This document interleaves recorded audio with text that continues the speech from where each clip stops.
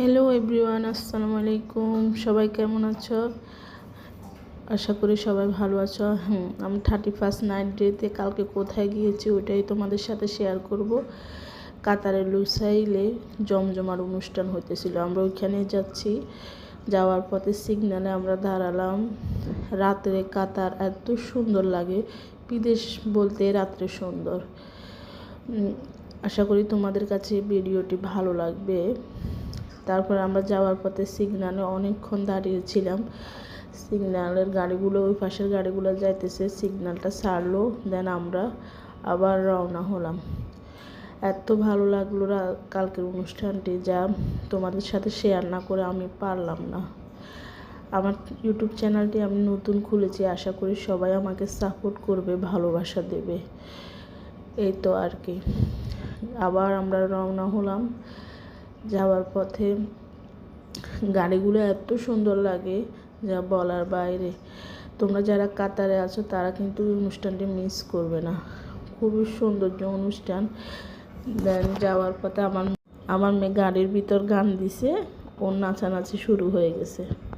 ও একটুখানি গান শুনলে মানে ওর নাচা শুরু। সবাই আমার মেয়ের জন্য দোয়া করবে, ও যেন ভালো থাকে। ও একটু অসুস্থ, ভাবলাম আমরা যাব না, তারপর না, এই অনুষ্ঠানটা কি মিস করা যায়।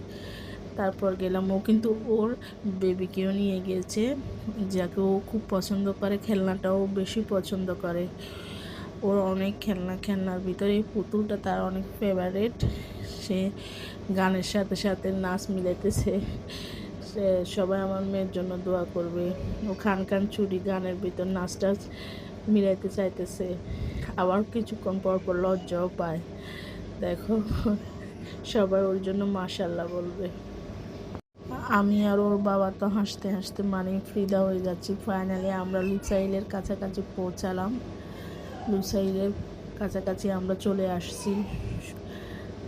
এই তো, তোমাদের কাছে ভিডিওটি কেমন লেগেছে অবশ্যই আমাকে কমেন্টে বলবে, আমি তোমাদের কমেন্টটা রিপ্লাই দেব। তো আমরা লুসাইলের লুগুর কাছাকাছি চলে এসেছি ফাইনালি। আমরা, এটা হচ্ছে কাতারের খেলার স্টেডিয়াম।